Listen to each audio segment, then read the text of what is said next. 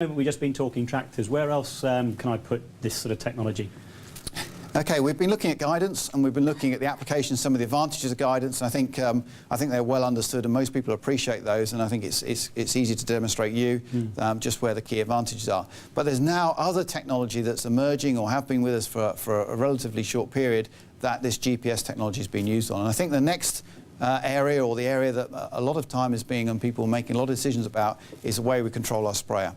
It's a key operation. It's a very expensive operation, a lot of expensive chemical and potentially fertilizers going through there. So controlling that spray broom is absolutely critical. So controlling its height, controlling the auto switching and unswitching of the boom sections, and controlling the leveling, and make sure we get that chemical to the target in the most accurate way we can is very, very important. So that's a big growth area. The next area is about guiding the implement. At the moment, all we talked about is guiding the tractor or guiding the harvesting equipment, but it doesn't take any consideration what might be behind that tractor. So implement guidance is where we actually make decisions on the tractor position based on the implement position, and this will come for mounted and trailed equipment. And then the whole thing is kind of coming together where we can actually now provide a total machine control. So we can take guidance, for example, link it in with headland management systems, so you have a tractor that will lift and lower the equipment at the same point at the headland, automatically turn the machine around at the headland, and then obviously guide the machine up and down the field. And then finally, documentation. It's often forgotten about, but throughout any of these operations, then we can fully document what we're doing, and that's quite a key operation. Yeah, all good stuff. I'm going to make some decisions about my sprayer before long. Are you able to expand on the sprayer side of things? Yeah, I think it's key to look at some of the benefits, because the big financial benefits may be not there in controlling the boom sprayer, and it's not easy like it is in guidance to give you the figures straight away, but there are key benefits, and I think it's important that we just go through them. First of all, if the operator's not switching his boom sections off when he comes to the headland, not having to think about controlling that boom quite so much, again, his tiredness and fatigue levels will improve and give him more time to operate and fine-tune the rest of the machine. It will control the spray broom. If we get the target height right and consistently right all the time, we'll manage drift much better. We will provide the ability to comply with environmental legislation much easier through documentation, and perhaps complying with general duties under COSH will be easier because of documentation as well. And then reduce chemical wastage. If we're switching on off much more accurately at the headland, we're not double dosing by overlapping in the field. Obviously, we're going to reduce the amount of chemical we're using. And it may help us in resistance strategies. We hear a lot about the fact that we need to use chemical much more intelligently to reduce resistance. But if you can spray to a map or switch the sprayer on and off at certain parts of the field to provide chemicals to certain areas of problems, then long term it may help us in that area.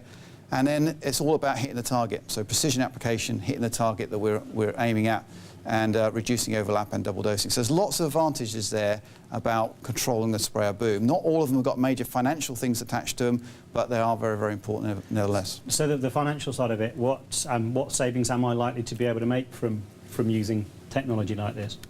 Okay, I think at the moment there isn't a huge amount of research out there. There's some work being done on this, and you'll see that around about £1 to £1.50 a hectare is a typical figure that people are putting at through or controlling the boom section automatically.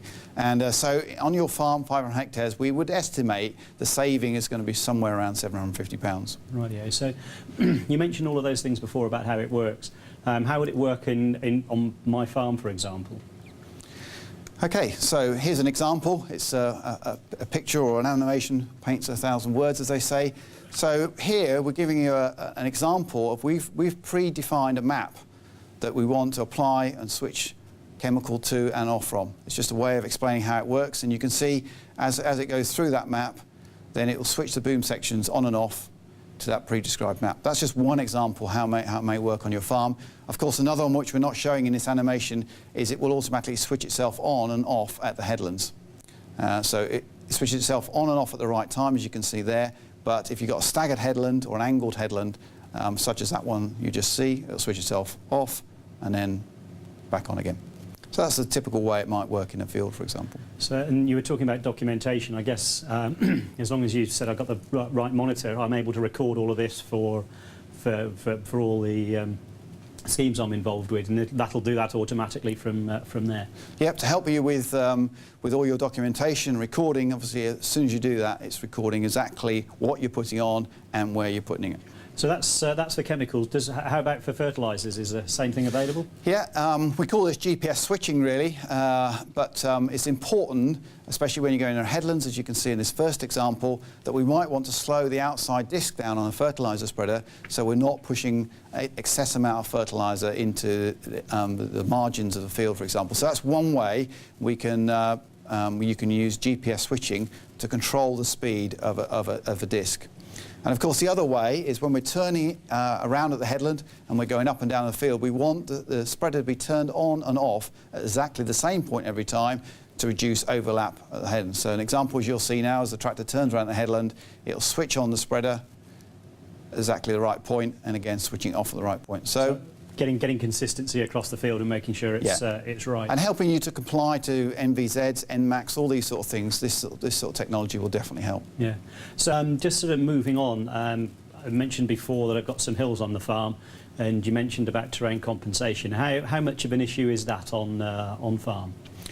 I think we all recognise if you've got gently undulating land, then you're bound to get some implement crabbing on a trailed implement, for example. If that undulation is fairly consistent across the field, so as you go backwards and forwards across the field, the crabbing will be consistent and guidance will take care of that, and there's many people using it like that. But if you've got an undulation that's changing quite dramatically, then it's difficult for the guidance to compensate for that. So implement guidance will help us do that, and all we do is we use the implement position now to steer the tractor. Rather than using the satellite on the tractor to steer the tractor, we use a separate satellite, a second receiver, okay, mounted on the implement to guide the tractor. So we're effectively oversteering the tractor a little bit to get the implement in exactly the right place. So what do you mean by oversteering? How does that work if I haven't got a second receiver? Is it still an issue? Yep, it's still an issue, because even if you're not working on, say, headlands and you're turning, on slopes, and you're turning tighter at headlands and things like that, with a trailed implement, that's going to cut in and cause overlap and inaccuracy. Okay, so by using a second receiver, we call it implement compensation, what we do is we oversteer the tractor now to get the implement in exactly the right place. So is that how it works on slopes as well, or? Yep, pretty similar on slopes. You can see from this example. Okay, here's without implement guidance, and you can see the drill has kind of drifted, if you like, or crabbed down the slope. And then we're looking at it from an aerial point of view. Okay, we're going to actually oversteer the tractor again to get the implement into the right place. And this one's where we've got the receiver on the machine as well. Yeah, yeah. So here's the example with the receiver on the implement, and now we're putting the tractor in the place to get, steering the tractor to get the implement in the correct place. I'm now starting to get very nervous because we've got two lots of receivers, we've got two receivers, more controls, and is it all going to work? Because if I'm reliant on this, I want to make sure they talk together. How am I going to be assured that that's going to happen? Yeah, well, it's simple technology. All we're doing is putting a second receiver, a harness, and a little bit of software. It's not actually adding a huge amount of sophistication to the system. Right, yeah. So how can I be sure that it's always going to be like that? Well, the whole standardisation thing is a big subject, a growing subject, but one of the ways we can help do that is use ISOBUS technology. And just to refresh you, ISOBUS is a standard technology that standardises the hardware. What we mean by the hardware is usually the connectors, as you see in this example. Standardises the software or the protocol, and which is generally speaking the communication.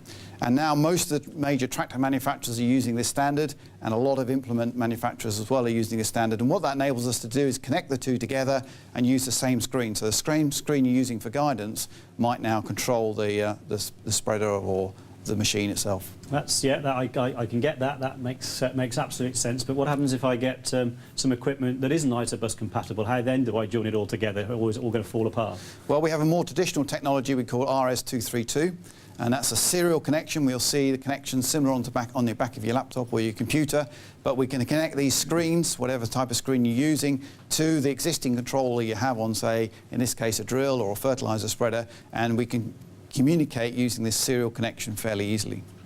So that is the small handheld computer there. That's doing all the work. It's controlling the drill, it's controlling the tractor, and recording all the information as well. Yeah, and communicating that to the controller right. on the drill or fertilizer spreader. So what else can it record while it's doing that? It can record exactly what you've put on, either applied or your seed rate, map it as you can see here, and then record that back to your screen basically. Right, yeah. So that's where the record keeping and documentation sort of comes in. Yep. It all comes from that that box. So record and documentation is a forgotten part of this. We think about guidance, we think about many other things, but whilst we're doing all those things, we've got the opportunity to make lots of documentation recording what we do. Key areas are things like areas and boundaries, and as time goes on you'll find that you'll find tuning your areas based on GPS information rather than say the real pavements in, measurements or things like that, and that will give us more accurate field size, and then you'll find as time unfolds you'll be input probably less chemical or less fertiliser based on more accurate field sizes. Okay, we're obviously recording all the application of the inputs, so your chemicals, your fertiliser, exactly where they're happening. Fuel usage is something we're looking at, and this can help us perhaps determine where there's compaction or where there's tram lines in the field, and maybe in the future allow us to do variable tillage as well as other variability as well. Okay, improve unknown field sizes, particularly for contractors. So if you've got a contractor who's going into a new field, he's been told what field it is, but he doesn't really know, then this technology will allow him to accurately know that field size straight away. Yield mapping, for example, will help us maybe measuring crop removal, say P and K we can use, and it will help us meet legislation, so new MVZs, LERAPs and things like that. Give us coverage maps where we've exactly been, and then finally give us the seed rate maps as well. So there's lots of different ways we can document what we're doing in the field. Yeah, so I guess we've got all of this technology. Once I've got it up and running, or once I've bought it and put it onto to whichever equipment I'm going to work, it'll just go, won't it? And I don't have to worry about it sort of falling apart or doing anything else like that. In theory, yes. But it's very, very important. Before you invest in and rush out to buy all this technology, you've got to do everything else in a very precise way as well. So best practice is really, really important. And the key stakeholder in all of this technology, as we've said before, is the operator. If you don't involve the operator, if you don't train him correctly, and he's not really wanting to adopt this technology, then I would suggest you'll never get the very best out of it you can. Other things is like make sure the tractor and the implement are set up correctly. I mentioned right at the beginning, making sure your drill width is actually 6 metres, for example, making sure that it pulls straight behind the tractor. Okay, these are the basic things that we need to do. Without these things, then the GPS technology will always be limited in what it can deliver.